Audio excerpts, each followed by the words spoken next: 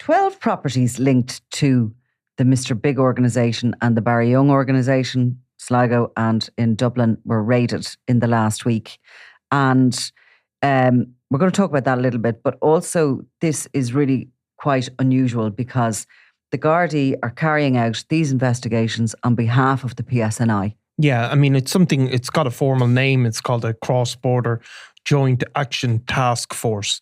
So obviously there's a treaty between Ireland and the UK following Brexit and everything like that to allow, it's part of the legislation to allow the police forces to share information. There's obviously issues to do with data protection and all that, but these task force exists to allow the sharing of the movement of people, all other information, and obviously then to be involved in joint operations across the border between the PSNI and the Guards. And we see it all the time, why it has to exist. So that's what this is. If the Guards seize, look, they seized 28,000, was it, in cash, that's not going to go to the PSNI. But if they seize other things of evidential value, because it's the PSNI, these raids are coming as part of the PSNI's investigation into the murder of Robbie Lawlor in Belfast. So that is the focus of these raids. Now, the National Bureau of Criminal Investigation are also involved here, and we understand that they are sort of handling or overseeing anything related to EncroChat information. Yeah. So from what we can understand, the PSNI, 4+ years after Robbie Lawlor's murder, have asked the Gardai to go looking essentially for certain items, which will, they believe, connect the Mr. Big organisation and the Barry Young organisation to the murder of Robbie Lawlor. We know that in court bail hearings for 2 suspects who are currently before the courts charged in relation to that murder, that the PSNI have stated that they believe up to 20 people were involved in the logistics, in the planning and in the carrying out of the murder in April 2020. Yeah. And the date has always been so key when that murder happened, because it took quite a few years to realise that it was right at the beginning of the live EncroChat hack. Yeah. When police across Europe were listening in live to criminal organisations who were all using these EncroChat phones and chatting away and sending messages and texts. Yeah.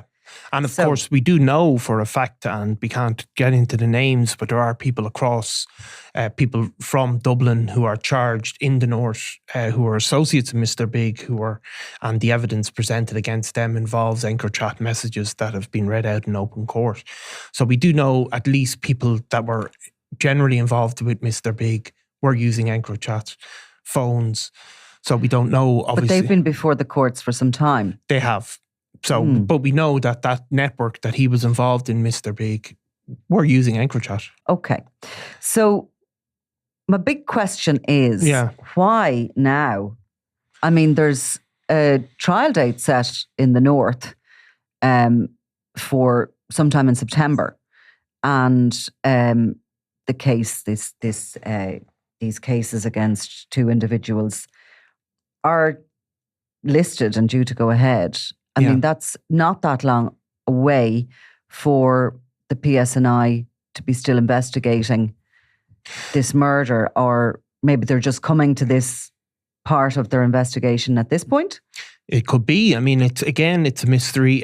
We know, obviously, from the bail hearings and previous court hearings, the broad case that the PSNI are putting out, they've mentioned very specific meetings that occurred in a hotel in Sligo, connected with Barry Young.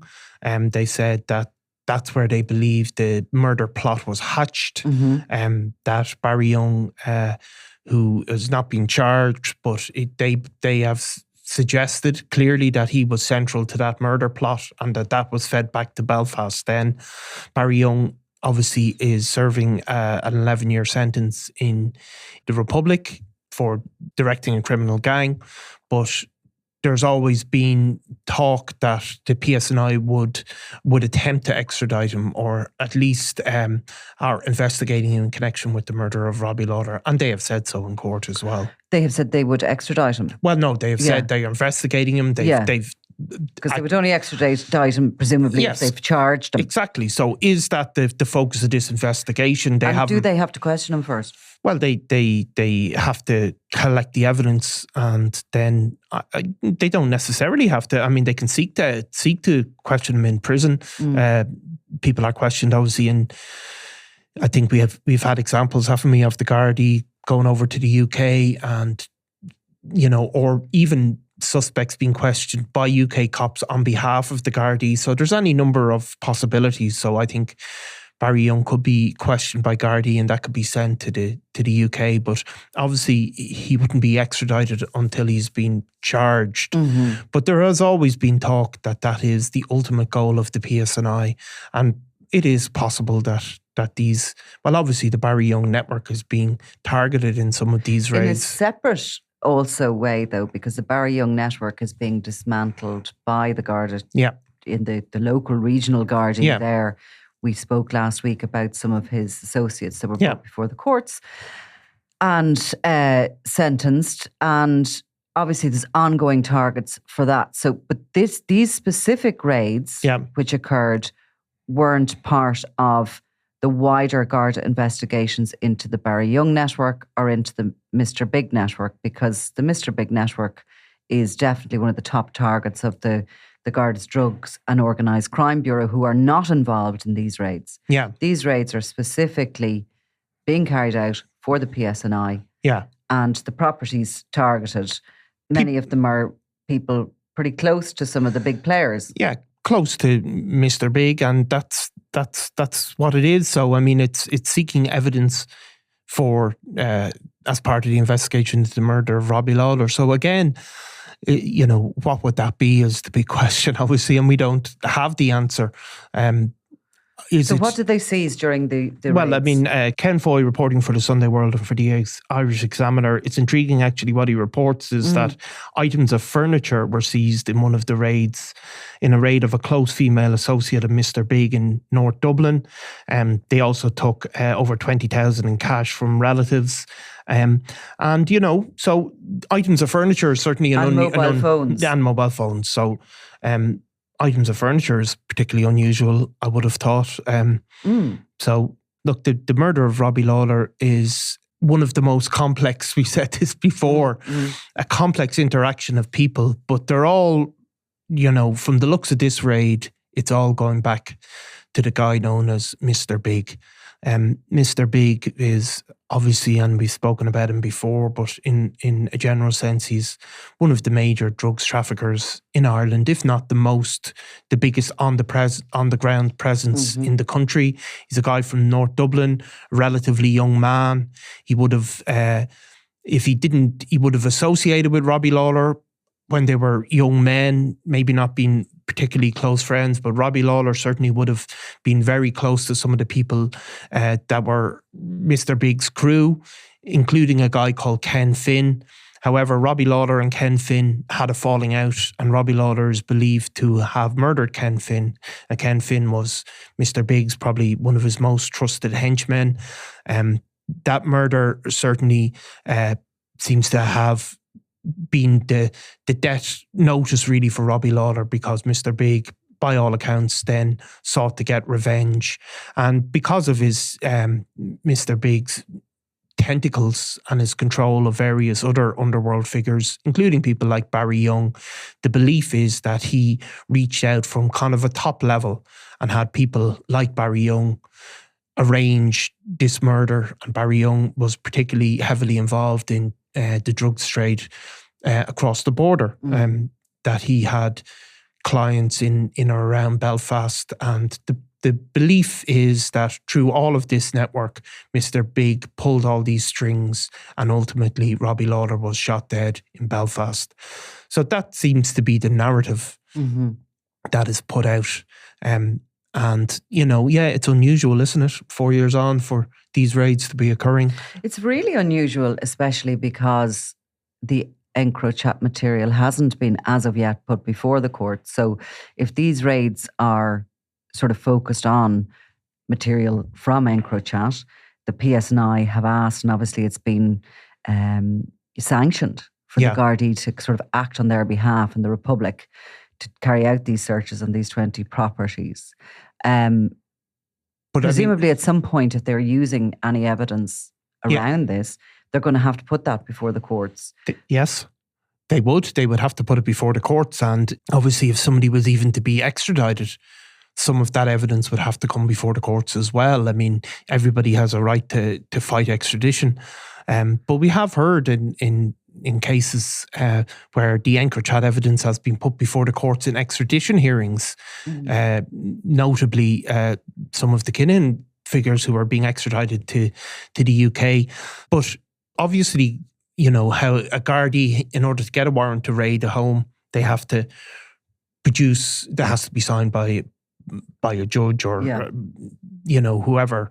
So they have to produce, they don't have to produce evidence of a crime, but they have to produce evidence of a suspicion that a crime is being occurred. So are you saying then they might have had to put the EncroChat material before the courts here in Ireland, before a judge, to get those warrants? Well, I mean, you know, well, it's possible, isn't it? Well, it's possible that they wouldn't have had to put detailed evidence, but they have to say, do they have to say we have intelligence to indicate that there might be something of evidential value to do with the murder of Robbie Lawlor, and somebody has to sign that warrant. I don't know if it has to be a judge, but I think it does have to be a person in that position. So yeah, they might have had to use at least the idea that they've received this confidential intelligence. I don't know if that has to be written on a warrant.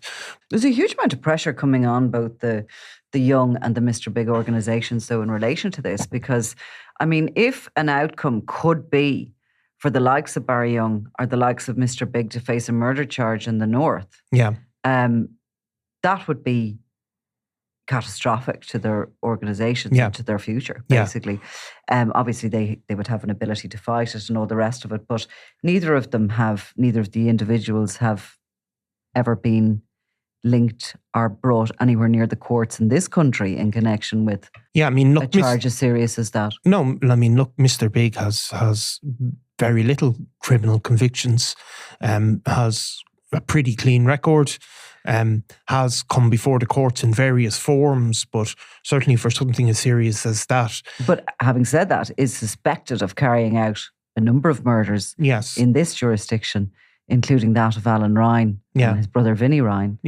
Opportunistic murders, probably murders that made his name for him and, you know, created that notorious reputation that he does have as a very clever and wily criminal who sometimes moves in on a foe when maybe the Gardai or others are looking a different direction.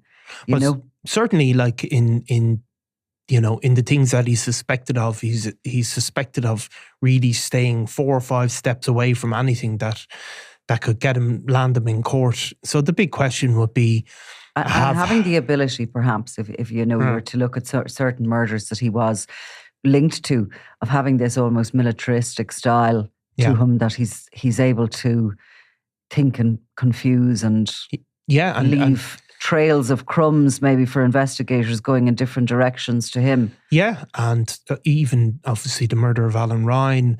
Again, like Ken Finn, who was actually shot dead, was being named as one of the suspects for the actual carrying out of that murder. But again, Mr. Big was believed to have been pulling those strings. And again, that was the most high profile murder of the whole years surrounding that. And the narrative really never became clear for a long time about it. So he has planned well. But so I suppose the big question would be, will EncroChat be the undoing of even the people that have been the most careful and the most devious, as Bertie Ahern was famously called, but, you know, people that have been so careful to stay removed from anything? Will EncroChat be their undoing? And we've seen it in a different jurisdiction. In a different jurisdiction. Because, so the Irish Gardai, of course, were getting this information as well as everybody else. And we're sort of speculating a little bit here, but if we look at the date of Robbie Lawler's murder, and we know that, as you say, from the Mr. Big network, they were using EncroChat phones. We know they were live at that moment in time. We know that in the UK and other entities who were getting the information from EncroChat said they had to, so the live hack went for 2 months, was it? Whatever, 3 months. And they were literally getting this window into gangland. And obviously they had to react if a murder was being planned. And in many cases, they had to move in and stop a murder being planned and hope that it wasn't going to blow open the fact that they were actually listening in on these devices. But they obviously had to move when there was a threat to life. Now, the Irish Gardai were getting the information from EncroChat, as well as the PSNI, as well as the NCA in the UK. You'd wonder what was coming in live at that point. Yes, you'd wonder what was coming in at live, but you have seen in the UK as well, in fairness to the police, while they seem to be very clear straight away who some of the users were, possibly because they were taking pictures of selfies and stuff like that.